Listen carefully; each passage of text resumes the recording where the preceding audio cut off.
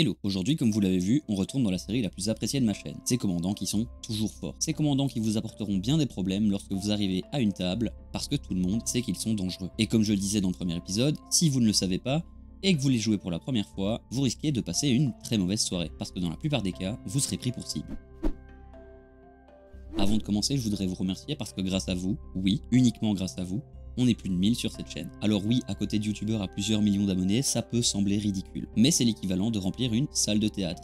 Pas les plus grandes bien sûr, mais c'est évidemment énorme. Donc je vous dis sincèrement merci. Sachez aussi qu'un peu moins de 40% des personnes qui regardent mes vidéos sont abonnées à la chaîne. Alors si vous ne l'êtes pas, n'hésitez pas, mais faites-vous un avis sur la vidéo bien sûr. Sur ce, commençons donc avec Kinan. Kinan est une 2-2 pour un Simic. Il arrivera donc très tôt sur le terrain.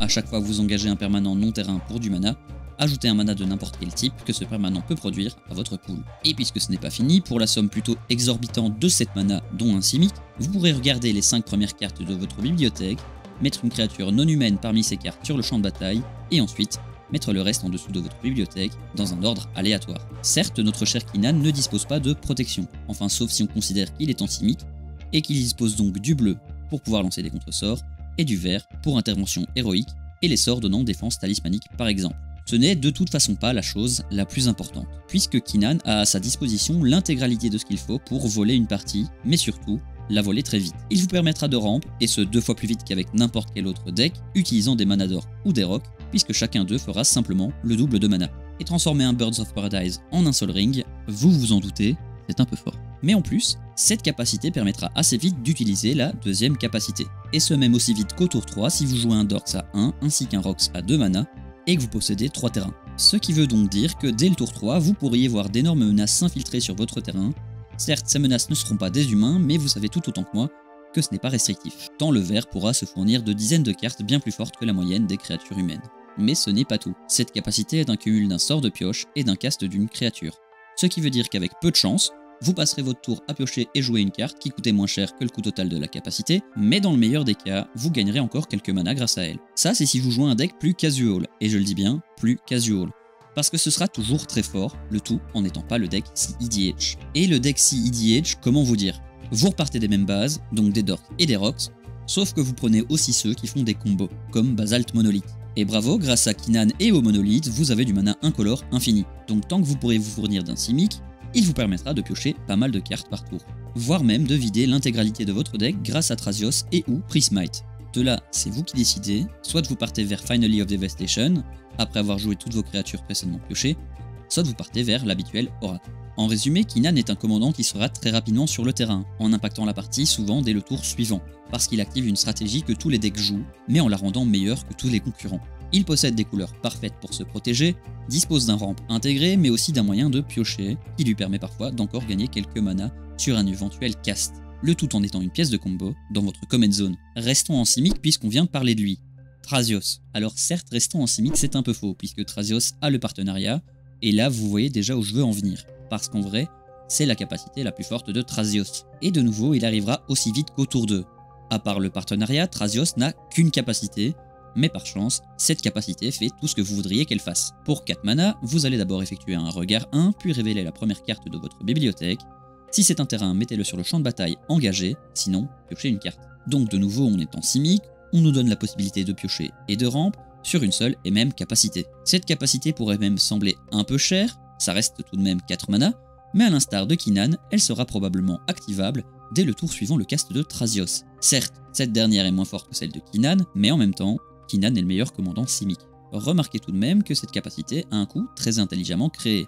Les 4 manas sont incolores, et pour un commandant qui peut se mélanger avec n'importe lequel des partenaires, c'est très intéressant, puisque peu importe le deck dans lequel vous jouerez, cette capacité ne pâtira pas des divers changements possibles dans la mana base. Pour en revenir au partenariat, c'est effectivement cette capacité qui permet à Thrasios d'être une carte très jouée, vous permettant de vous ouvrir à plein de couleurs, et c'est l'un de ses points forts. Si vous pouvez obtenir dans n'importe lequel de vos decks un mana sync qui vous permet de piocher et de ramp sur une carte coûtant 2 mana, pourquoi vous en passer? Pour résumer, Thrasios coûte 2 mana, sera un commandant qui, comme Kinan, impactera la partie dès le tour suivant son arrivée, vous offre la protection liée aux couleurs Simic, mais vous offrira aussi plein de possibilités grâce au partenariat. Sa capacité ne sera jamais difficile à utiliser grâce à son coût incolore et vous permettra d'avoir du ramp et de la pioche mais aussi de la sélection dans votre comment zone. Quelqu'un m'en a parlé dans les commentaires de la vidéo précédente, son prix est assez répulsif, mais Edgar va être réimprimé. Et ça me semble un bon moment pour vous expliquer, si jamais vous n'étiez pas au courant, que ce commander est très fort.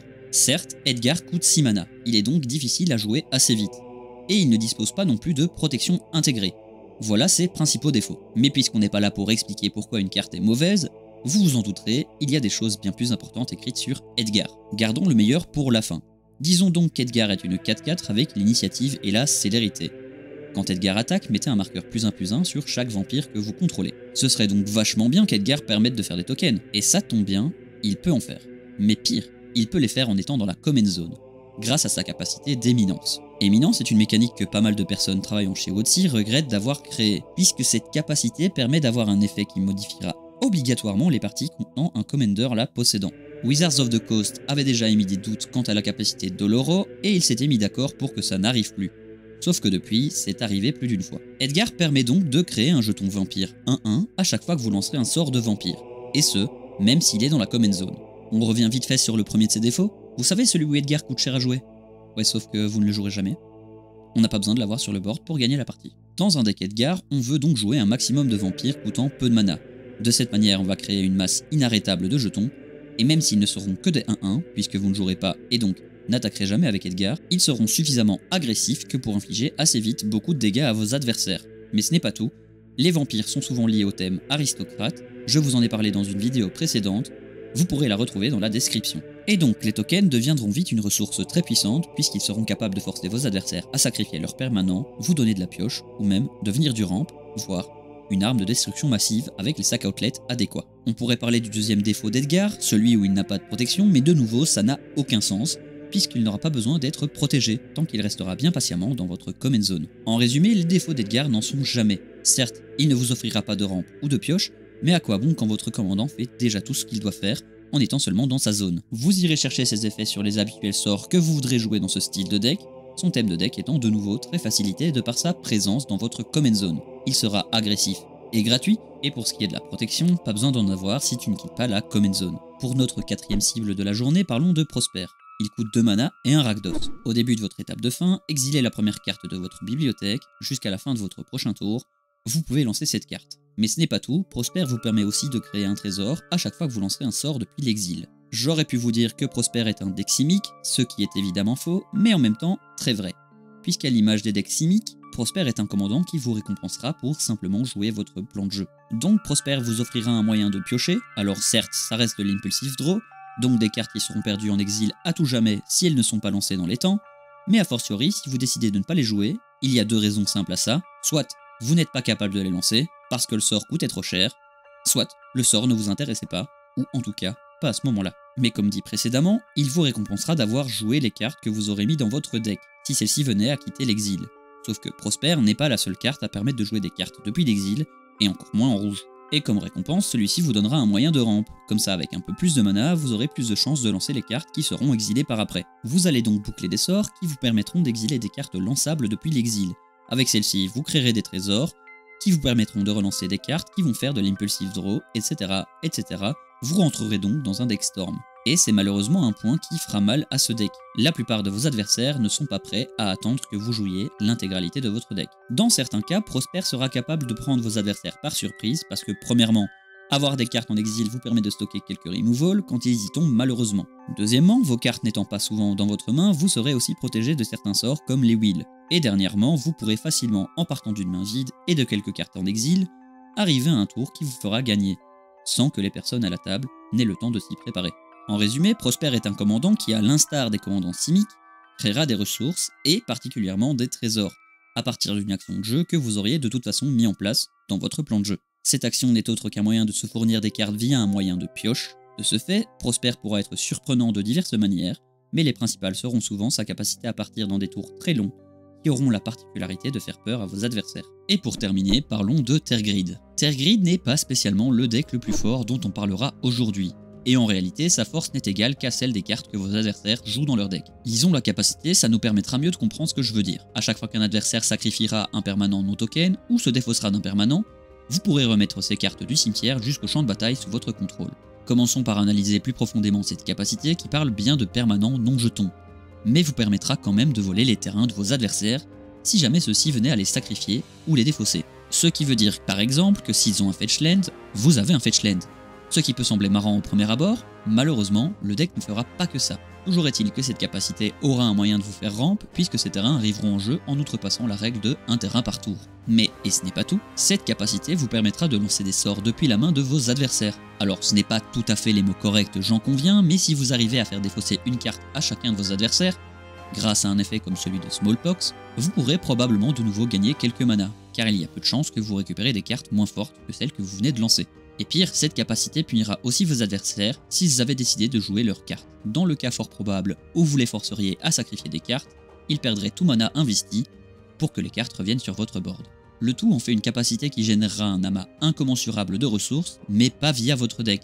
Non, lui ne sera que douleur et oppression envers vos adversaires, qui n'auront que peu le droit à rêver, ou même de garder une carte sur le terrain. Voilà à quel point Tergrid est oppressante. Pour résumer, Tergrid sera un commandant qui profitera au maximum de chaque carte que vos adversaires pourraient jouer. Et bien évidemment, on ne s'arrêtera pas au terrain, de cette manière elle sera capable de rampe, en volant ceux de vos adversaires. Elle est un commandant oppressant qui forcera ses adversaires à se séparer de cartes et ce de manière réfléchie, pour ne pas que Tergrid en profite de trop, sauf qu'elle ne profite que des permanents, donc vous voudrez souvent vous débarrasser de certaines cartes vous permettant de piocher, de rampe, ou même de la retirer du champ de bataille. Si vous ne le faites pas, elle se débrouillera quand même pour vous punir avec vos cartes, et si jamais vous arriviez tout de même à la menacer, elle déclenchera probablement un ou plusieurs sacrifices afin de récupérer vos menaces. Voilà qui termine nos 5 commandants de la vidéo. Si vous avez aimé, n'hésitez pas à laisser un pouce bleu et un commentaire, ça fait toujours plaisir. Et si vous regardez cette vidéo juste après sa sortie, n'hésitez pas à passer en live les mardis, jeudis et vendredis à 20h30 sur la chaîne AD Cisco. On est en train de faire un Sharpie Cube et j'ai besoin d'idées un peu folles. Le vendredi est réservé à Magic, Friday Night Magic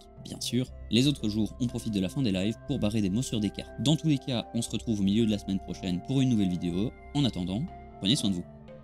Merci d'avoir regardé la vidéo, n'hésite pas à laisser un like et un commentaire, à me rejoindre sur les autres plateformes, et surtout à t'abonner si tu ne l'es pas.